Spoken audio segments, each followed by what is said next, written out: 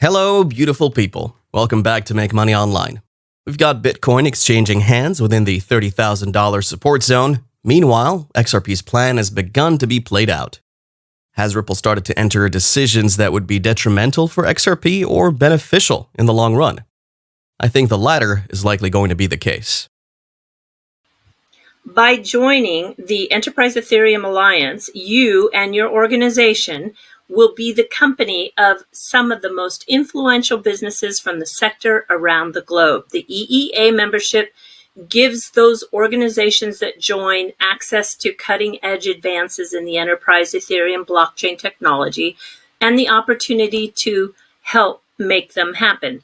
So you can find that their mission basically is to share the latest developments in the technology, identify and remove barriers to adoption, and disseminate their work throughout the Ethereum community.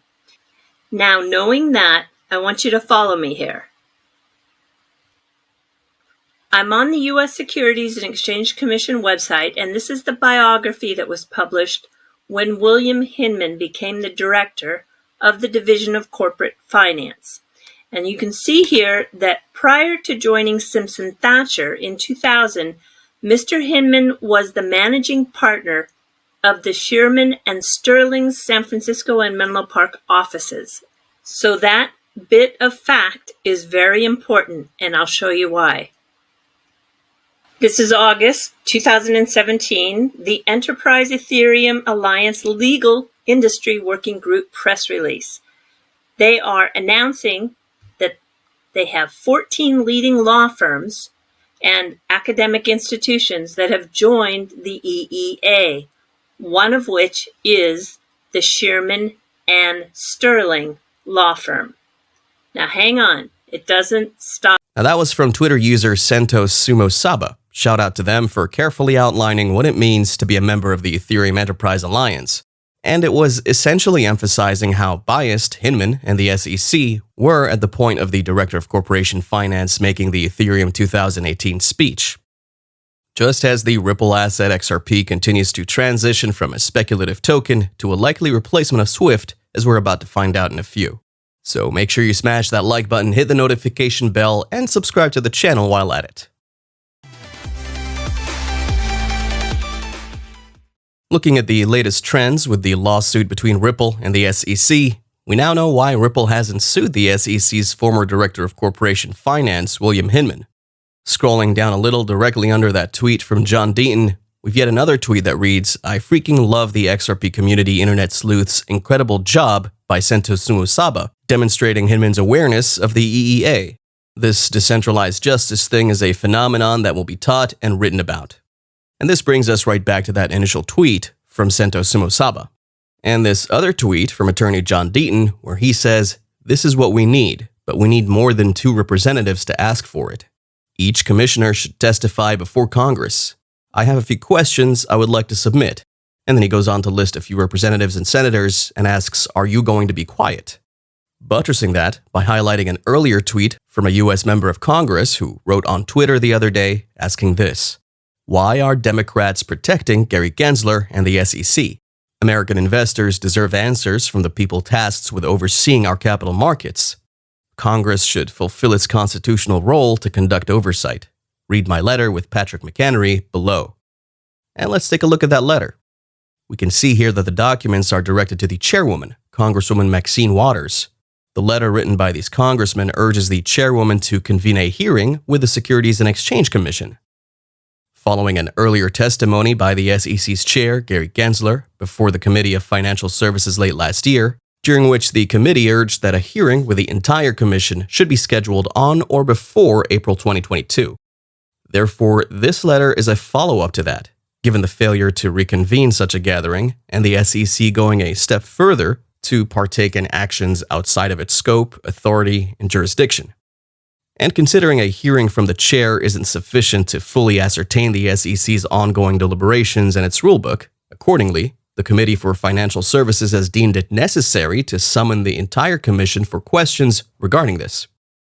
Looking into that now, if you can remember back in the day, Gary Gensler refused to testify about forthcoming rulemakings during the testimony. As a result, there was only one open meeting, with one rulemaking being open at the time. The more we go into these details, the more we see how Gary Gensler's time as the SEC's chair might be short-lived.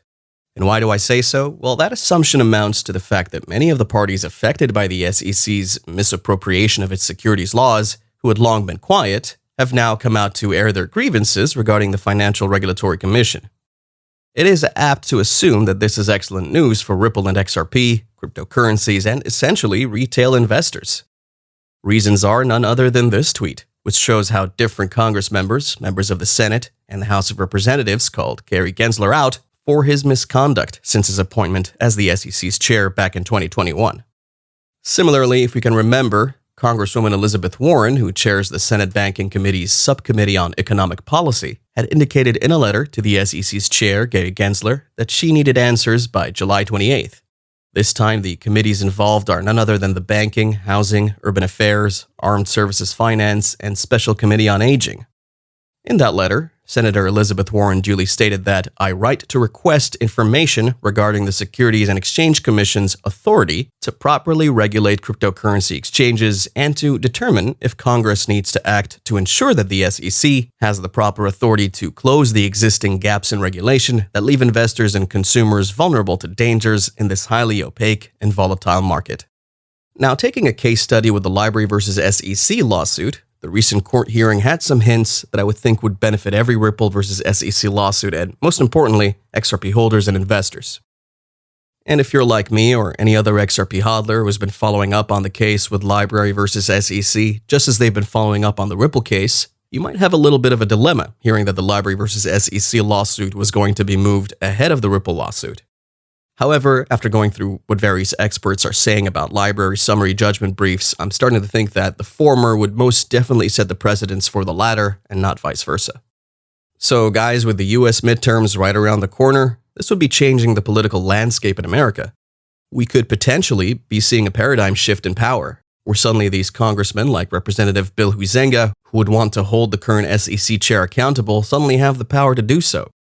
And if you want to get an idea of why I think Gary Gensler is in the hot seat, whether or not we do get a power change going on in Congress, just look at this tweet, and it says a lot about Gary Gensler's current position. And as these experts go head-on regarding various topics, such as why Gary Gensler is doubling the SEC's enforcement units rather than providing clear-cut regulatory framework, others in the field are also of the idea that given these lawsuits against various fintech startups, such as Library and Ripple, and the lack of a clearly defined regulatory framework, that through these lawsuits, we'd have a clearly defined structure for regulating this asset class. While these statesmen deliberate on such matters, crypto enthusiasts go on to predict a more than $2 price tag for XRP, should this lawsuit come to an end. The news was disclosed following a survey conducted by the product comparison platform Finder.com, published last Wednesday. We had various price prediction report polls for Ripple featuring 36 fintech and cryptocurrency specialists, predicting a price pump for Ripple ranging to almost $3. According to findings stemming from the participating panelists, Ripple could jump to $2.55 per unit by December of this year. However, the prediction relies on Ripple Labs winning or settling its lawsuit with the SEC. So, before we wrap this up, take a listen to this, guys. So, reviewing the facts, Hinman was a managing partner of Shearman Sterling.